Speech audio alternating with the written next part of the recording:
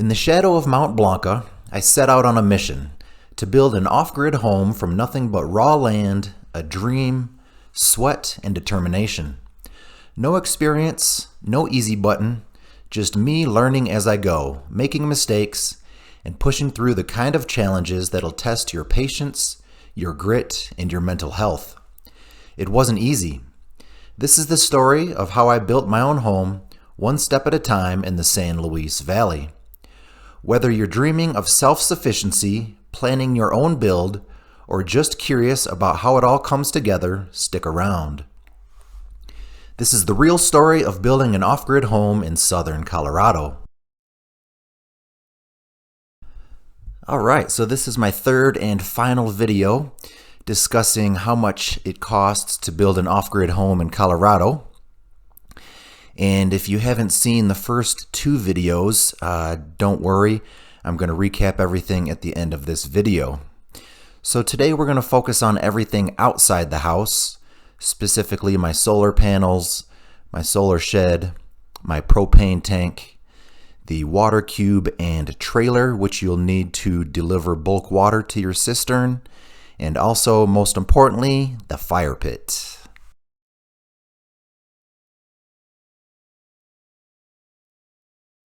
So as you can see here, my solar panels are in the upper left-hand corner of the screen. It's just me living in the house, so I was able to get away with just 16 solar panels. It's a bit of a guessing game as to how many you're going to need. It all depends on how much power you use, how many people are in the house, how much sunshine you're going to get. It really is a giant mystery. And then a little bit over from that is the solar shed, which houses my batteries and inverter. The whole purpose of putting them in a solar shed is because if the batteries were to catch fire, it wouldn't burn down the whole house. It would just burn down the solar shed. And then over from that is my propane tank. I went with a 500-gallon propane tank. I'm serviced by the Monte Vista Co-op. They're really easy to work with. They charge, I think, just $100 per year to lease the tank. And then they run a summertime special for the propane, which puts it, I think, under $2 a gallon. So you just fill up in the summer and hope it lasts all winter. Just a little bit down from that is my water cube and my trailer. It's a 275-gallon water cube that I use to haul water to my cistern, which I get from the Fort Garland Water Department. And then most importantly, over to the left is my fire pit. You can only imagine how amazing the fires are in the evening with the beautiful skies of southern Colorado and Mount Blanca in the background. Alright, so I'm going to continue to fly my drone up to approximately 400 feet, which is the max that it will go over my 5-acre parcel. And then we're going to get into the solar panel installation. So we used sonotubes. You could easily use like 4x4s as well, something along those lines. But we decided to use sonotubes. I hired some local guys to help me out because it was quite the chore. If I did it again, I would not use the sonotubes. Then my dad came out for 10 days and helped me install these panels, and it was not easy. These solar racks that we bought were super complicated, but we got it done. It looks amazing, and I'm really thankful to him for helping me out because I was completely stressed out. So the way I organized my solar panels is I've got them angled to be able to pick up the morning sun, the afternoon sun, and the evening sun. Most people don't do it that way, and I don't know if there's any benefit to it. I have never run out of power, so I tend to think that it's a pretty effective way of installing them. Alright, so now I'm working on the solar shed, and it was on back order from Home Depot. It was like on back order for a couple of months. So I decided to go ahead and lay the foundation while I was waiting on it. And those posts there is what I'm going to use to install the inverter. I also decided to put in a pad for my generator, although I didn't end up needing it because we decided to put the generator inside of the solar shed. So I actually use that little generator pad for storage at this point. But it seemed like a good idea at the time. Alright, so the solar panels are in, the concrete pad is in for my solar shed, and the generator is in. Just waiting on Home Depot. I was a little bit annoyed. They told me it was going to be here in like a week, and it ended up taking forever. They shipped it to a different location, so I had to break it down and haul it over. I tell you what, it took quite a while to put together. It's a fairly decent unit.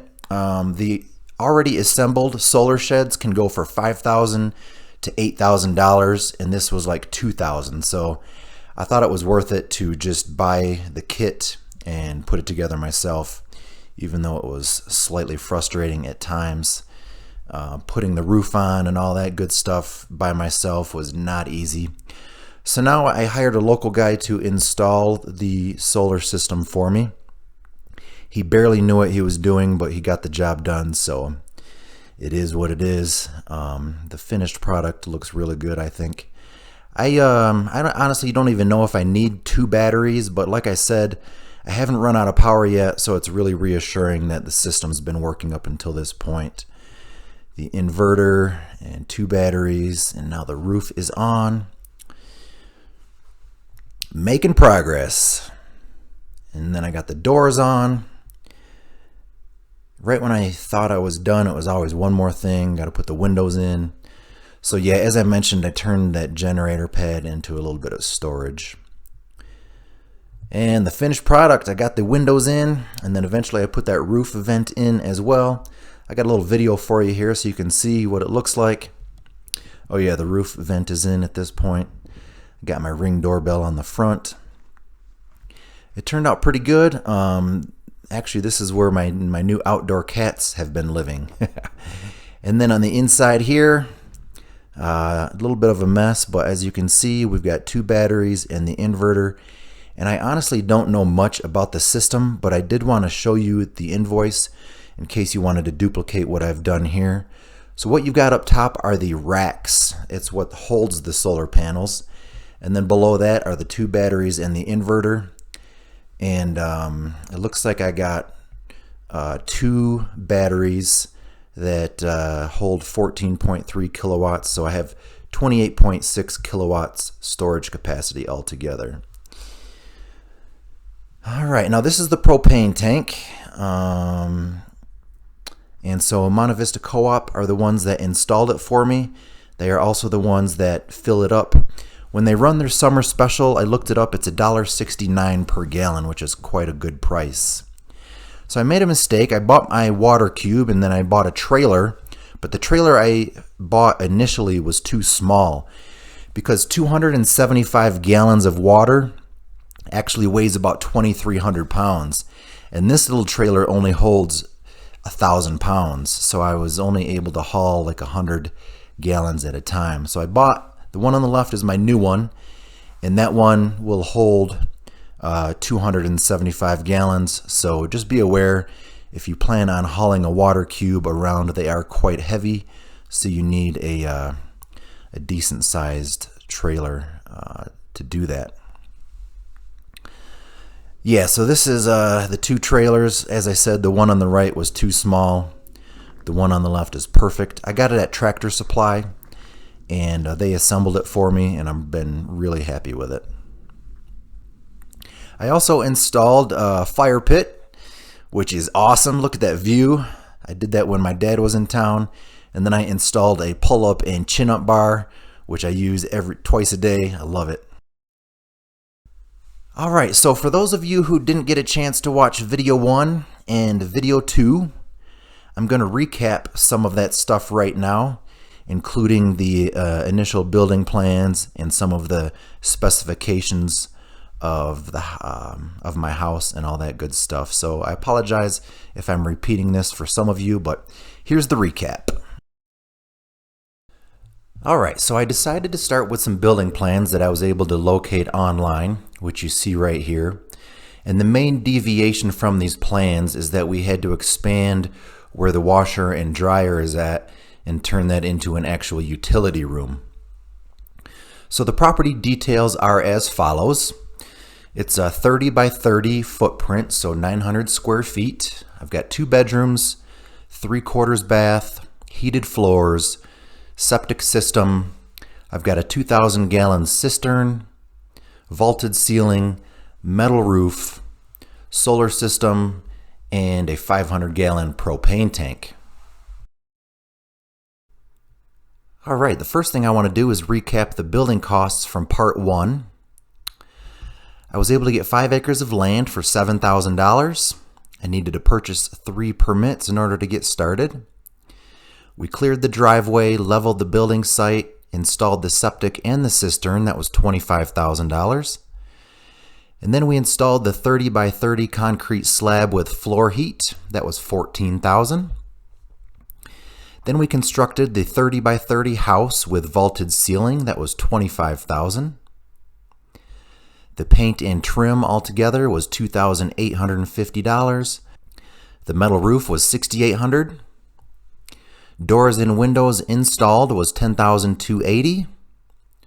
Rough-in plumbing was $5,200, and the rough-in electrical was $4,950. Insulation materials was just over $3,500, and the drywall materials was $2,600. Finally, the labor for insulation, drywall, and the shower cement board was $11,330, putting our total cost so far right around $120,000. All right, now let's recap the building costs from video 2.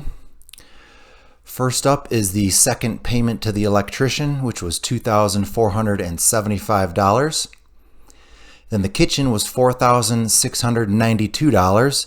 That includes the cabinets, the sink and faucet, the countertop, stove, refrigerator, and all that good stuff, the pantry shelves. Then the bathroom comes in at $2,158.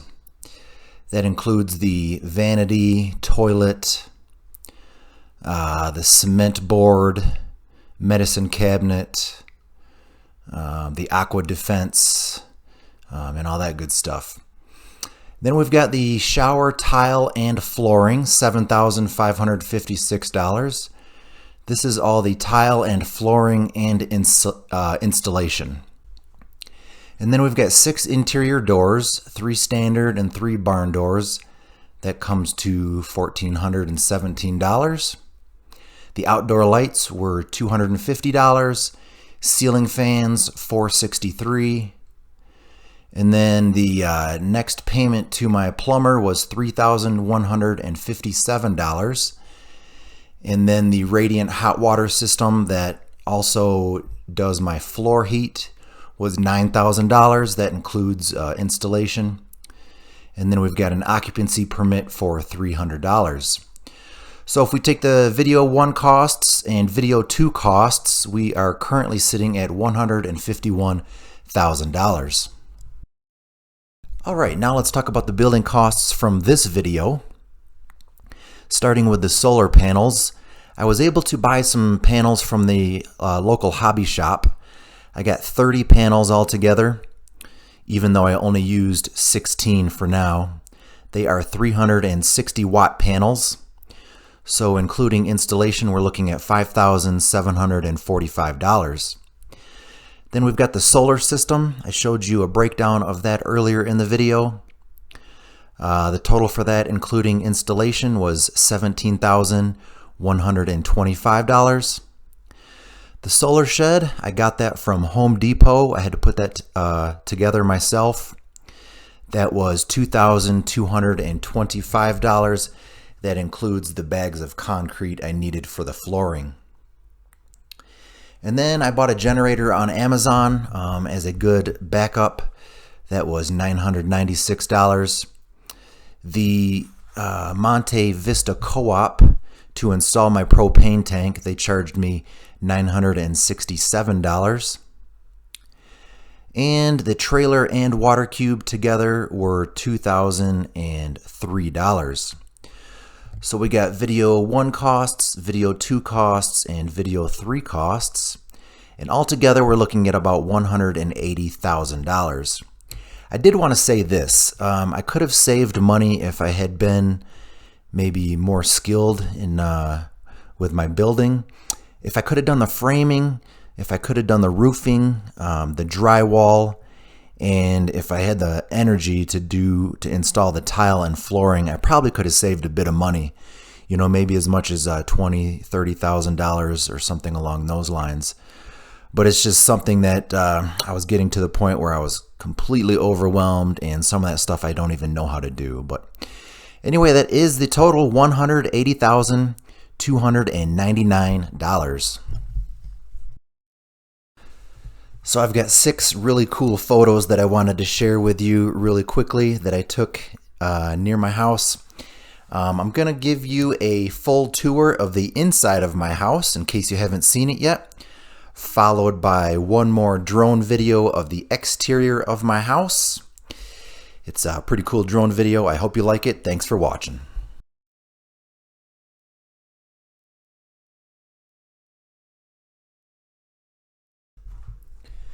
So it's been just over a year since I finished building this little house in southern Colorado, and I'm finally finished unpacking, so I thought I'd give you a quick tour.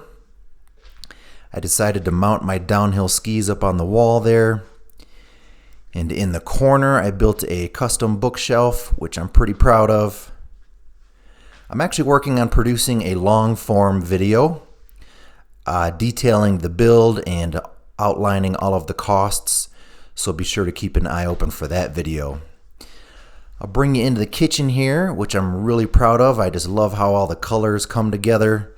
I did a little backsplash by the sink, butcher block countertops.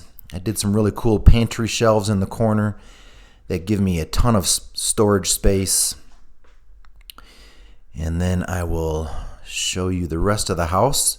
The house is 30 by 30, so 900 square feet. I'm completely off-grid, solar panels. I have a cistern. I haul my own water in from the Fort Garland Water Department. So here is the bathroom. I did really cool tiles from Floor and Decor.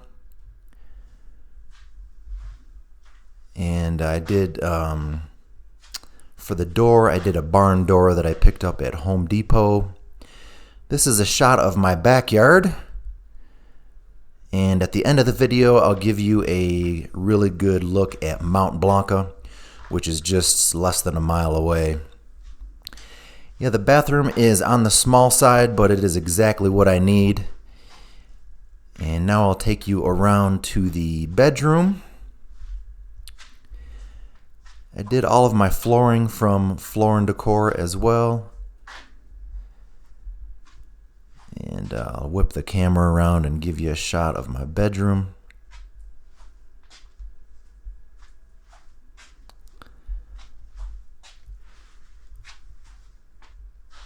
Another barn door. I did that one from Home Depot as well. I really like the looks of it.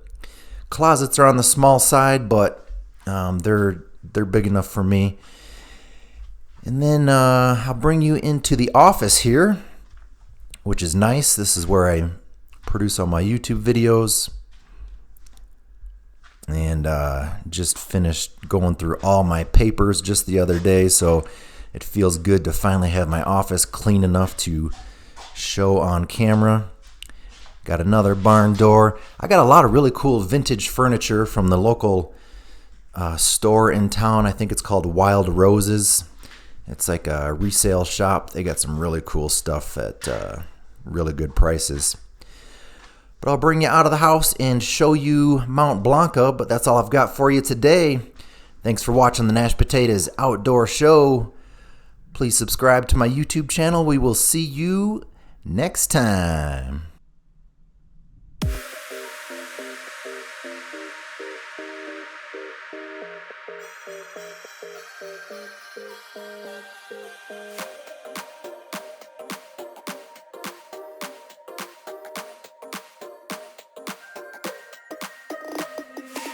Inside lane.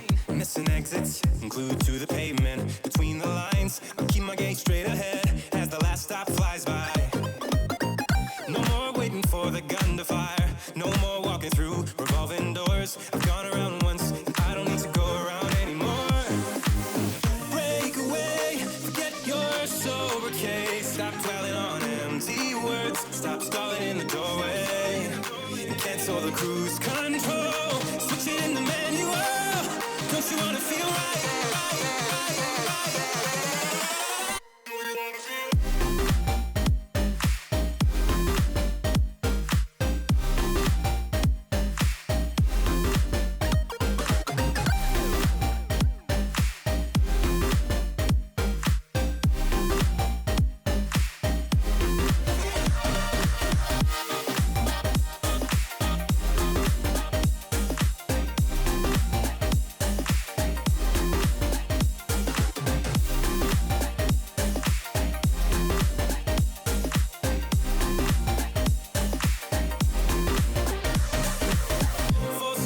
Setbacks, you can't win them